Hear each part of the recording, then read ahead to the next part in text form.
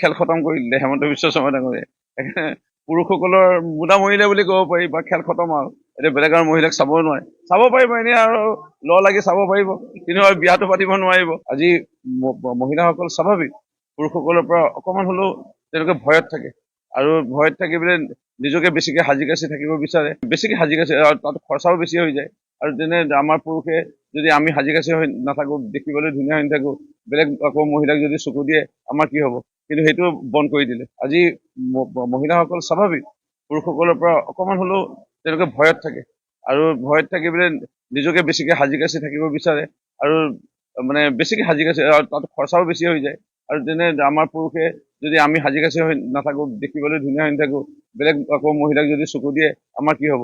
কিন্তু সেইটো বন্ধ কৰি দিলে, মানে খেল খতম কৰি দিলে হেমন্ত বিশ্ব শৰ্মা ডাঙৰীয়াই।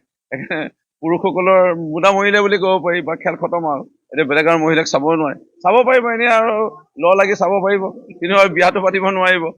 বহু বিবাহ হওক, আজি অৰুণোদয় হওক, আজি নিযুত মইনাই হওক, আজি বাল্য বিবাহ ৰোধৰ হওক, মহিলাসকলৰ বাবে উদ্যমিতা আঁচনি প্ৰদানৰ যোগেদি এটা নতুন অধ্যায়, সূতা কম্বল আঁঠুৱাৰ পৰা কৰ্ম সংস্কৃতি গঢ়ি লোৱা, সেই কংগ্ৰেছৰ যিবোৰ মানে ঠগামী আছিলে মানে পলিচি বা আঁচনি, সেইবোৰৰ পৰা ঘূৰাই আনি ৰাইজক কৰ্ম সংস্কৃতি গঢ়ি তোলাৰ যিটো ব্যৱস্থা গ্ৰহণ কৰিলে, এটকাও নিদিয়ে চাকৰি, আৰু যিকোনো চাকৰিতে 50% পুৰুষ, 50% মহিলা, কোনো মুখ্যমন্ত্ৰীয়ে সাহস কৰা নাছিল।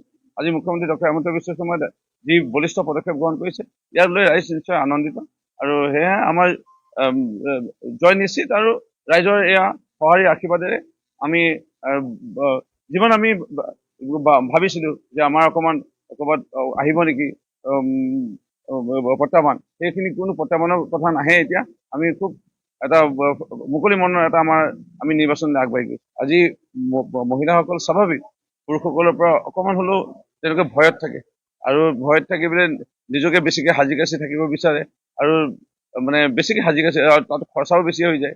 আৰু যেনে আমাৰ পুৰুষে যদি আমি সাজি কাচি হৈ নাথাকো, দেখিবলৈ ধুনীয়া হৈ নাথাকো, বেলেগ আকৌ মহিলাক যদি চকু দিয়ে আমাৰ কি হব? কিন্তু সেইটো বন্ধ কৰি দিলে, মানে খেল খতম কৰি দিলে হেমন্ত বিশ্ব শৰ্মা ডাঙৰীয়াই।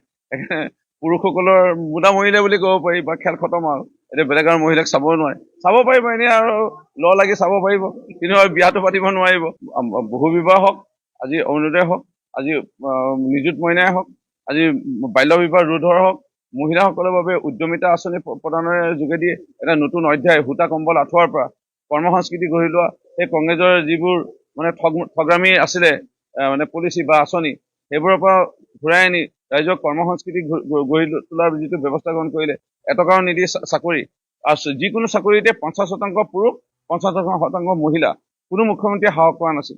আজি মুখ্যমন্ত্ৰী ডক্টৰ হেমন্ত বিশ্ব শৰ্মাই যি বলিষ্ঠ পদক্ষেপ গ্ৰহণ কৰিছে, ইয়াক লৈ ৰাইজ নিশ্চয় আনন্দিত, আৰু সেয়েহে আমাৰ জয় নিশ্চিত। আৰু ৰাইজৰ এয়া সঁহাৰি আশীৰ্বাদেৰে আমি যিমান আমি ভাবিছিলো যে আমাৰ অকমান ক'ৰবাত আহিব নেকি প্ৰত্যাহ্বান, সেইখিনি কোনো প্ৰত্যাহ্বানৰ কথা নাহে। এতিয়া আমি খুব এটা মুকলি মনৰ এটা আমি নিৰ্বাচনলৈ আগবাঢ়ি গৈছো।